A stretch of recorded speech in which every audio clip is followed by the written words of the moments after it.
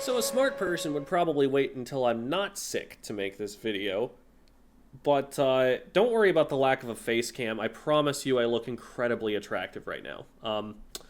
We've got the patch notes out for patch 7.0.0, so that's the fresh season update that's coming out with the side order DLC and all that good stuff. So a lot of this stuff, like, we already know that's in the patch notes. That's why I was already scrolled down. We've got the, new catalog, side order. We've got some new ways to adjust gear, which is kind of cool. A couple new songs, and then we've got the two main weapons. Like, we knew generally what those new things were. And then we've got all of these new kits. But then we have also got some balance changes, and I have not seen anything about this yet. So let's see what it is they're deciding to do.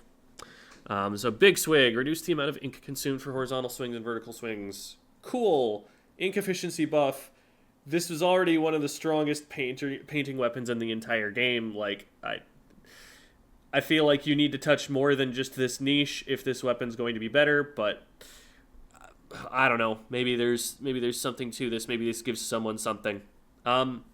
Mini splatling and zinc mini splatling. Ink splatter is now more likely to fall around the player's feet. Okay, so a feet painting buff. This is there to help its mobility, which is great.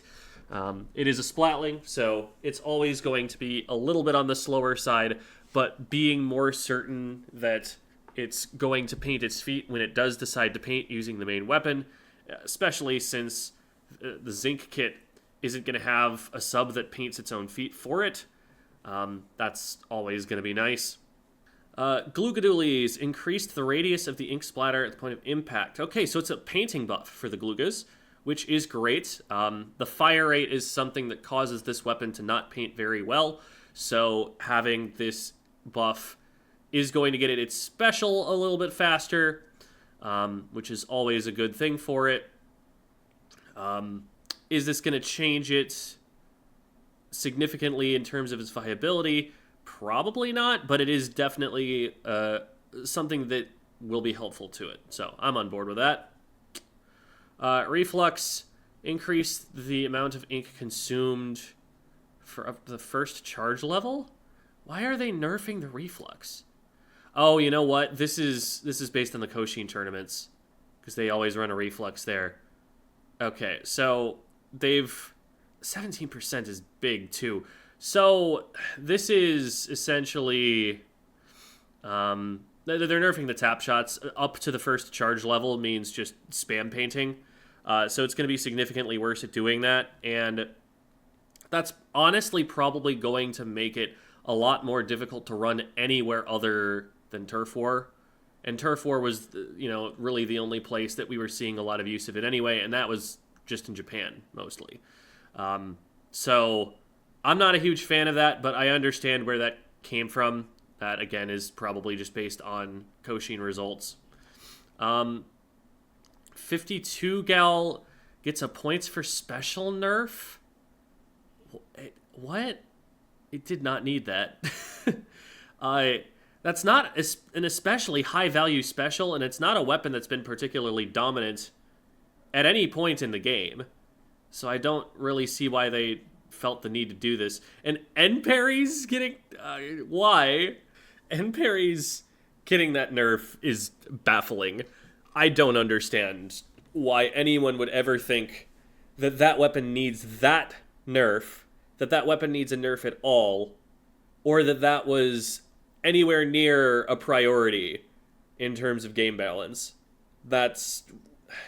Every time one of these comes out, there's always one points per special change that is just bewildering. And that is absolutely one of them. I don't get it. Okay, and then Splatfests, we've got Fizzbangs, which are going to be in Splatfest battles in Tricolor. So you throw them like clams, like I thought it kind of looked like. A launch a firework. Fizzbangs are required when landing on the stage from the spawner, and when a player defeats an opponent. Number of Fizzbangs acquired increases as the time remaining gets lower. You can have up to 7 of them. Interesting. Okay. Points earned by each division during the final results have been adjusted, and the second place team in each division will now earn points. Oh, okay. So they're changing the scoring up, so that now even getting second place in a category gets you something, whereas before, yeah, you get half points for getting set. That's actually a really interesting change. I feel like that might be a better reflection of which team is performing better. It'll give you something to work toward, even if you can't be better than first place, at least you can be better than second. I don't think that this like actually mechanically affects the player, but it might feel better that the second place team in a category, at least they had that going for them, right? It's a consolation prize. It cushions the blow of, say, having spent all of your time playing Tricolor Turf War and feeling like, wow, what was all of that for when we didn't even win Tricolor Turf War? Because people don't realize that there are a lot of people who play this game and your contributions are statistically negligible. So, like, I think that's a good thing in general, even though in the grand scheme of things, I don't see that actually affecting our individual lives in any way. And then matchmaking in Open has been adjusted to improve efficiency for groups of 2 players. Cool. Salmon Run, there's now Reef Slider that has been given a buff in Salmon Run. Table Turf added more characters who can be invited to Table Turf Battle Dojo. Players must download the side order DLC and progress the story. Interesting. Okay, so you're going to get some characters from side order that will appear in Table Turf. More stages. 7 of them? Wait, that's crazy. That's so many. Doesn't that, like, double the amount that are currently in the game? That's a huge improvement for the Table Turf players. Now they have a lot more maps to decide on. And now you've got a random stage select. More savable decks. Yeah, Table Turf fans are eating on this patch. I don't know if we knew any of this stuff before. Is this a surprise? Is this just something that, like, came out of nowhere for all of y'all? Table Turf folks have got to be happy about that.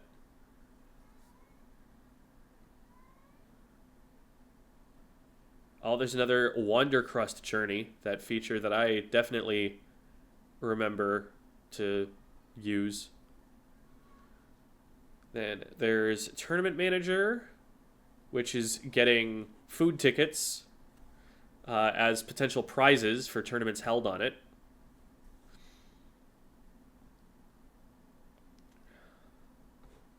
One ticket per season? That's not a lot. But I mean, if it's based on, like, okay, it's participating in a tournament. Huh. I mean, I get that you have to cap the number of those rewards that someone gets, because otherwise they'll just open tournaments to get the food tickets really quickly. But also, like, you don't use a food ticket very quickly. Like, having 999 food tickets, like, okay, you still have to play 20 games to get full value out of each one of those. Are you ever going to play that many games? Like, it doesn't seem like the sort of thing that's you need to protect from abuse that much. Hi there, cat.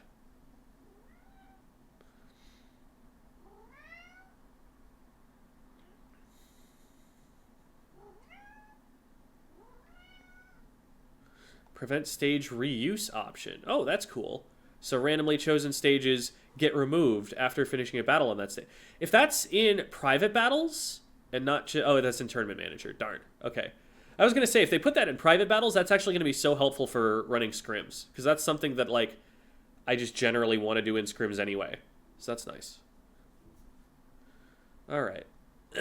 So I don't think any of these changes are massive.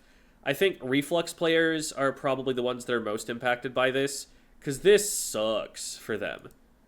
Like, this is attacking the one reason that you ever use this weapon in the first place. It's high pain output.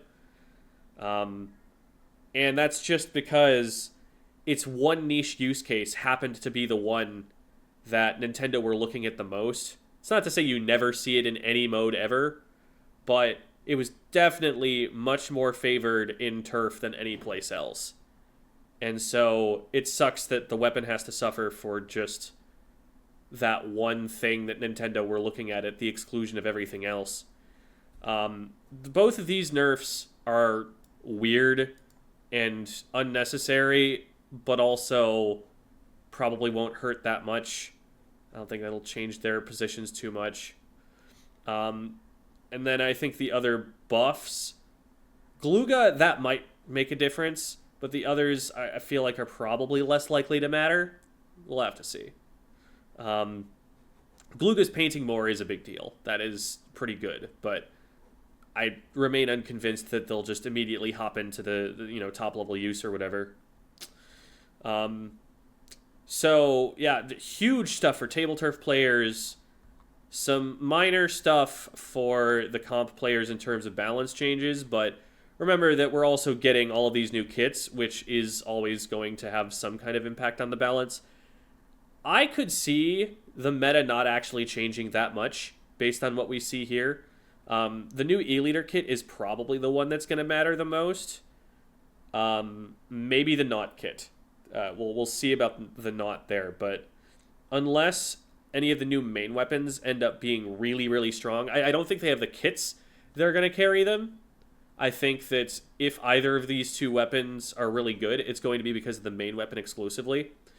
So unless one of those are like really broken, I don't honestly think that there's a lot here that changes the way that the game is played.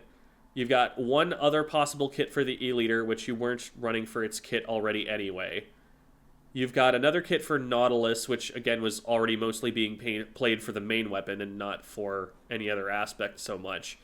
So basically the way you look at it is, okay, you're trading a better special for having a lethal bomb, which is valuable. Like, one of the main competitors for Nautilus in the metagame right now is Squeezer. Like, that's one of the main problem matchups.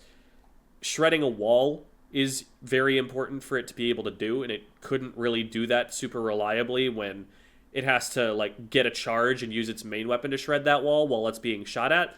Being able to throw a suction bomb at that wall is a lot more valuable.